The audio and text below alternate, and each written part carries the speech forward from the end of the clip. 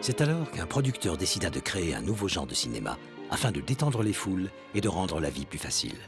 Le burlesque qui vit le jour grâce à Mack Sennett et qui ouvrit la voie à celui qui allait devenir l'un des plus grands comiques de l'histoire du cinéma, Charlie Chaplin.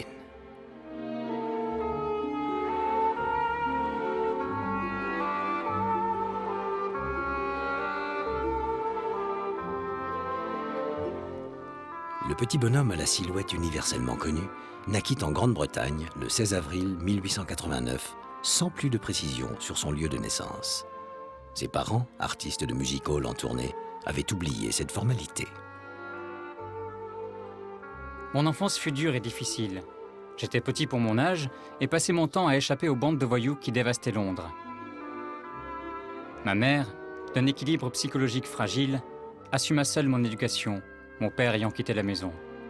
J'ai donc passé mes premières années à naviguer entre le domicile familial et l'assistance publique lorsque ma mère partait à l'hôpital. À 9 ans, un de ses amis me propose de devenir acteur. Je savais que mes parents travaillaient dans le music hall, mais je n'avais aucune idée de ce qu'était un acteur. Je débute au Théâtre Royal de Manchester.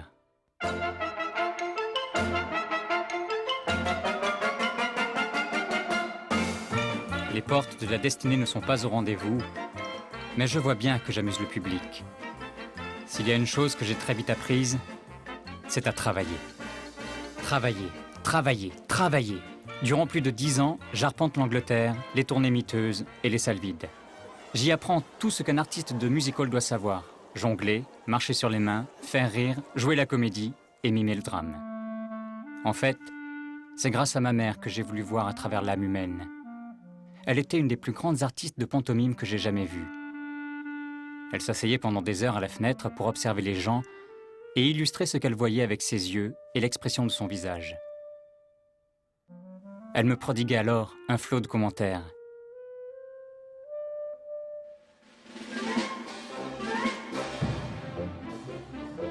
C'est en l'écoutant et en la regardant que j'ai appris non seulement à exprimer mes émotions avec mon visage et mon corps, mais aussi à observer et étudier les gens.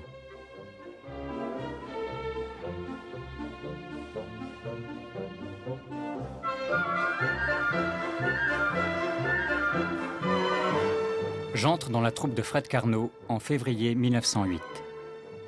Le métier continue d'entrer, j'invente de nouveaux personnages sur scène.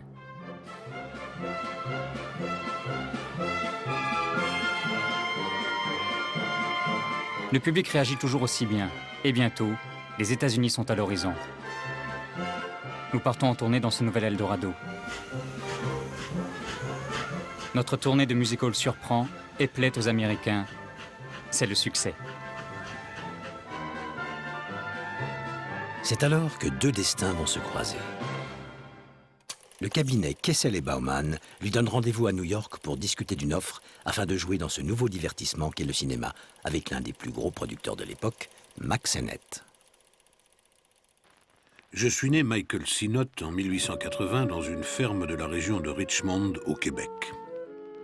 D'origine irlandaise, catholique pratiquant, je fais mes débuts dans le chant et ma belle voix de baryton me pousse à devenir chanteur lyrique aux grandes dames de mon père. J'ai 17 ans lorsque nous émigrons aux États-Unis et après divers petits boulots, j'obtiens un rendez-vous avec David Belasco, l'homme qu'il fallait connaître pour devenir acteur. L'entretien tourne court et Belasco me suggère de chercher un emploi dans le burlesque. Ce genre, qui date de la seconde moitié du 19e siècle, était un fourre-tout où se mêlaient des numéros de chant, des chœurs, des exhibitions et des loufoqueries, comme l'on disait alors.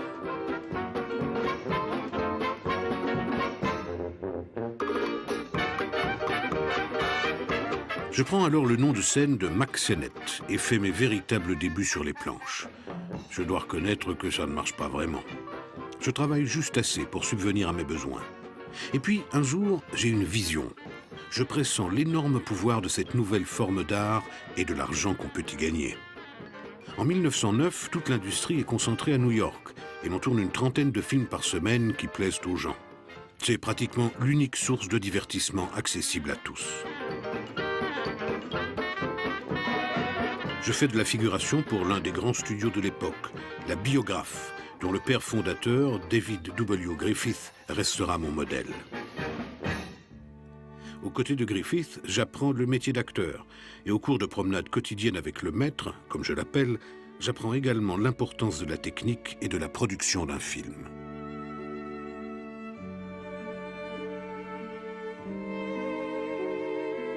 Au sein de l'équipe de Griffith, à la biographe, se trouve également une actrice du nom de Mabel Normand. Elle était si belle et croustillante que j'en suis tombé amoureux. Tout semblait me sourire. Je travaille comme acteur dans l'un des plus grands studios du moment, j'ai une petite amie, je commence à écrire des scénarios. En 1910, je mets en scène mon premier film. C'est le début d'une chaîne ininterrompue. Au cours de ma vie, j'en tournerai et produirai plus de 4000. Quelle destinée!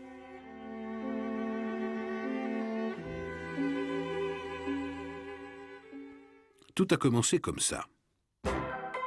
J'aime le poker. Et j'avais une dette de jeu à un bookmaker qui finit par en avoir marre d'attendre. Il débarque un jour avec des gros bras afin de récupérer son fric. Avant de me démolir, je lui propose de l'associer sur la production d'un nouveau court-métrage, une comédie burlesque qui doit rapporter beaucoup d'argent. La demande est forte. Et après avoir entendu l'histoire, le bookmaker décide de me laisser une chance. Bien lui en prie. Le film marcha et rapporta 10 fois sa mise. Je crois en cet art nouveau. Et je commence ma carrière de producteur. Quelle époque!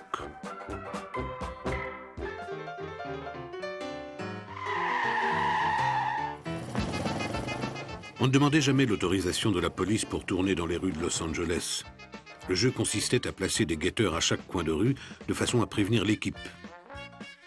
Dès qu'un képi pointait son nez, tout le monde se cachait ou se précipitait dans les automobiles. Les policiers couraient derrière et essayaient de les arrêter.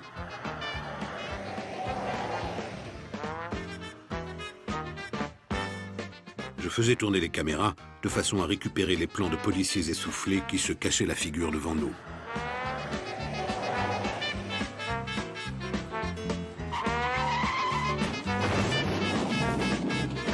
Je m'aperçus que le public riait plus fort dans ces moments-là. Dès que l'autorité est bafouée, les faibles prennent leur revanche. L'idée me vint de créer ma propre troupe de policiers acteurs et de lancer un genre nouveau, les Keystone Cops.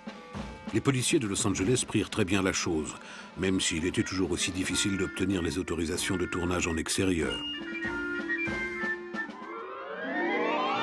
Comme j'aimais bien les femmes, je lançais la mode des maillots de bain sexy avec mes Bathing Beauties, d'où sortiront plusieurs de celles qui allaient devenir des stars. Carole Lombard et Gloria Swanson, par exemple.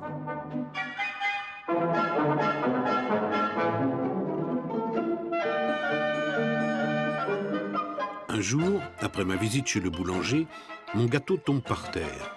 Et en le ramassant, me vient l'idée du lancer de tarte à la crème qui devient très vite ma signature. Mes films sont projetés dans le monde entier et l'argent coule à flot. Mes studios s'étendent sur 14 hectares et je supervise la production d'une dizaine de tournages. Je contrôle les scénaristes, les vedettes et les animaux savants. En fait, j'ai été le premier indépendant à industrialiser la production cinématographique, déléguant le travail à des hommes de confiance. Je suis présent partout et j'interviens sur tous les domaines, du casting à la construction des décors, en passant par l'écriture ou la promotion des films.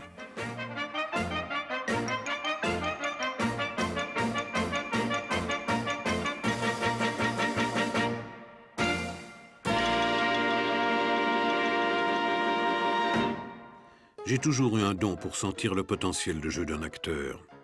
C'est moi qui découvris Ben Turpin, dont le célèbre strabisme fut assuré pour $1 million. Harry Langdon, qui inventa sous la direction de Frank Capra son personnage un peu enfantin qui plaisait beaucoup aux filles.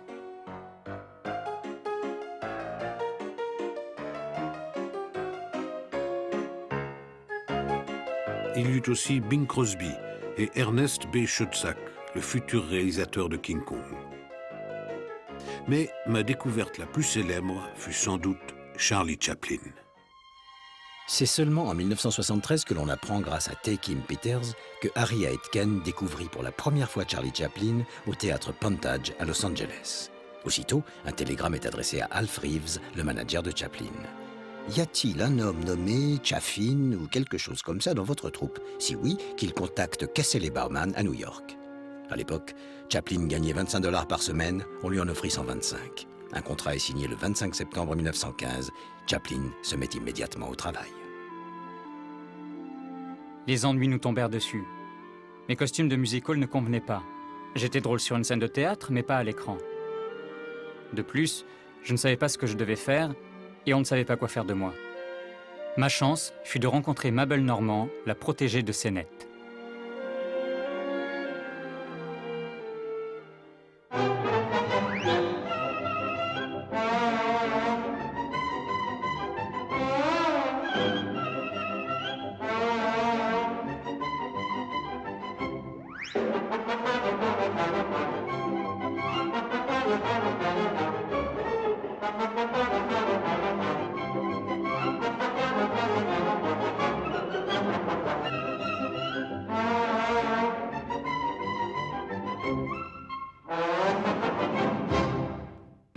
J'ignorais tout de la façon de tourner et de jouer au cinéma, et je ne savais pas comment me tenir face à une caméra.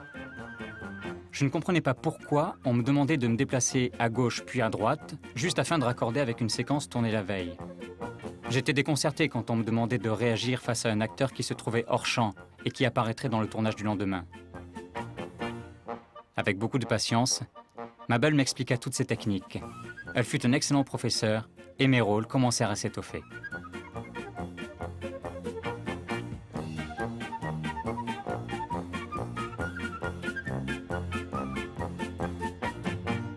Je ne découvris pas mon personnage de vagabond du jour au lendemain. Ce dernier fut d'abord cruel, vénal, perfide et débauché, bien avant de devenir émouvant et sympathique.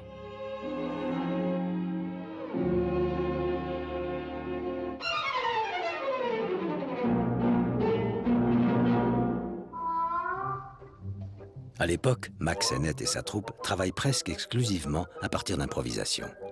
Les répétitions sont parfois inexistantes, les temps de tournage étant très courts. La troupe Keystone réalise en moyenne 2 à 3 films d'1 ou 2 bobines par semaine. Un film d'une bobine dure environ 7 à 8 minutes.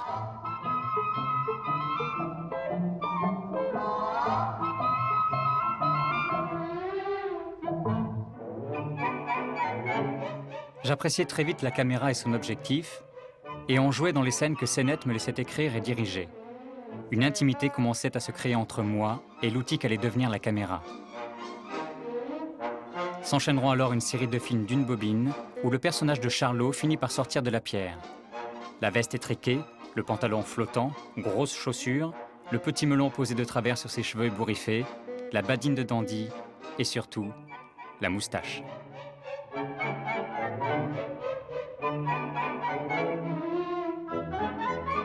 Mon double adopte alors sa célèbre démarche en canard et joue de sa canne.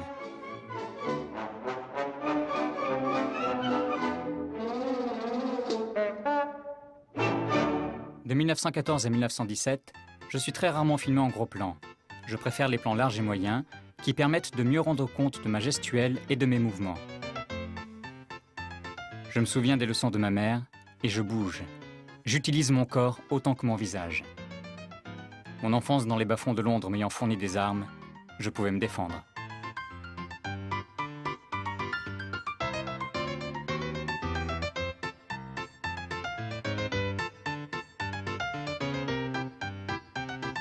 Les premiers courts-métrages dans lesquels joue Chaplin plaisent au public et Mack Sennett, conscient de sa valeur artistique et commerciale, intervient alors plus directement dans ses films. Sous la direction de Sennett, je me sentais à l'aise, car tout naissait spontanément sur le plateau. Comme personne n'était catégorique ni sûr de lui, pas même le metteur en scène, j'en concluais que j'en savais autant que mon voisin. Cela me donnait confiance. Je commençais à lancer des suggestions que Sennett acceptait volontiers. Ainsi se forma en moi l'idée que j'avais un don créateur et que je pourrais écrire mes propres scénarios.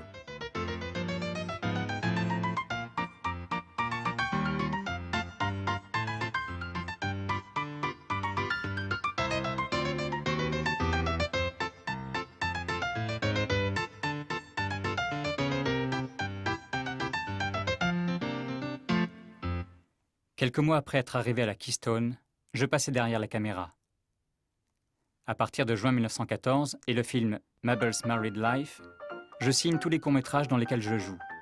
Ce film annonce mes futures productions, 35 courts-métrages pour la Keystone. Mais le talent de Chaplin, son besoin de devenir indépendant et sa relation avec Mabel Normand, qui, même si elle n'était pas mariée, restait la chasse gardée de Mack Sennett, toutes ces raisons firent que ni Sennett ni Chaplin ne furent déçus lorsque ce dernier décida de quitter la Keystone en décembre 1914. Le cinéma connaissait une passe difficile. Il était la cible d'un public conservateur, des associations civiques, des clubs féminins qui dénonçaient les scandales et les extravagances d'Hollywood. Un peu inquiet par les scandales qui éclataient ici et là, je décidai de placer mon argent dans la terre. Après tout, je descends d'une famille de paysans. Je devins l'un des plus grands propriétaires fonciers de la région de Los Angeles en achetant une colline qui s'élevait au-dessus de tout Hollywood. Sur ce terrain de 152 hectares, je fis construire des lettres de 15 mètres de haut qui porteraient le nom du projet résidentiel Hollywoodland. Mais en 1929, l'économie tout entière des États-Unis s'effondra brusquement. Je perdis plus de 8 millions de dollars. De mon rêve de faire construire une immense villa au sommet d'une colline dominant tout Hollywood, il ne resta bientôt plus que les lettres de 50 pieds qui continuèrent pendant un moment d'annoncer le projet d'Hollywoodland qui disparut à son tour dans l'oubli, ainsi que les 4 dernières lettres.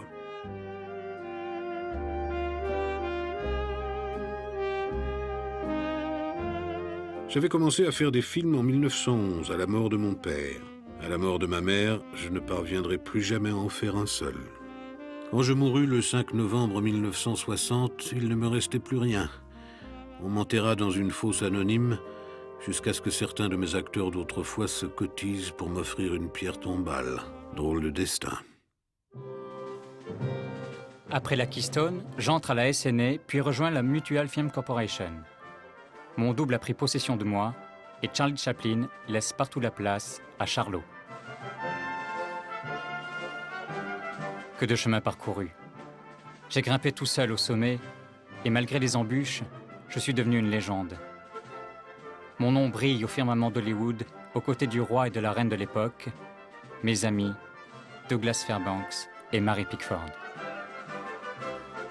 Engagé, je paierai très cher mes convictions politiques plutôt à gauche, mais pour le moment, les États-Unis m'adorent.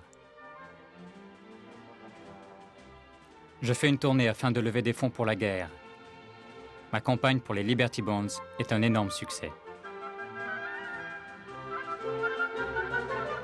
Et puis, un jour de 1919, Fairbanks, Griffiths, Pickford et moi décidons de créer le premier studio indépendant de l'histoire du cinéma. Nous serons à la fois acteurs, réalisateurs, producteurs et distributeurs de nos films. J'atteins le panthéon des stars et j'en deviens presque un dieu. Mon personnage de Charlot, le vagabond, est connu dans le monde entier. Je suis riche, très riche. Mais ma vie sentimentale est un vrai désastre. Et du comique que l'on connaissait à ses débuts, je passe au mélodrame et au film dramatique.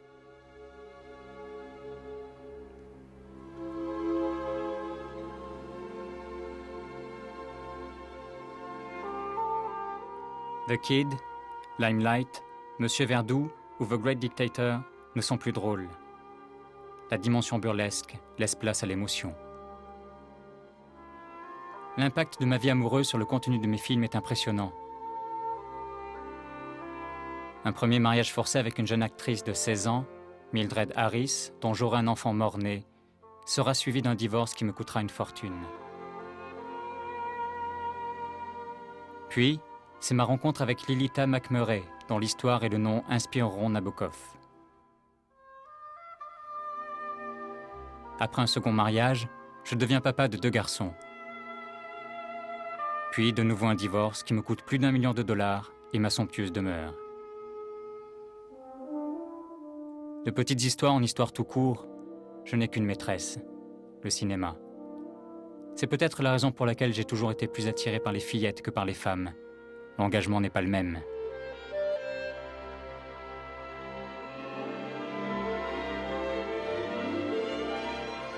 Ma liaison avec Edna Purviance Mon premier véritable et malheureux amour a toujours été tragique, et je trouverai finalement le repos dans les bras de la fille d'Eugène O'Neill, Una O'Neill, dont j'aurai 8 enfants.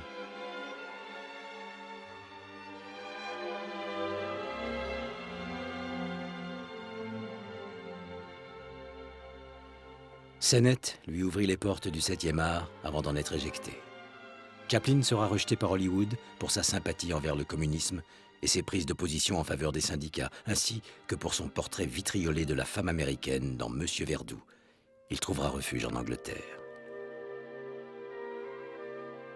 Il est comme Orson Welles et Erich von Stroheim, insoumis et trop créateur pour une Amérique qui a toujours peiné à reconnaître les siens.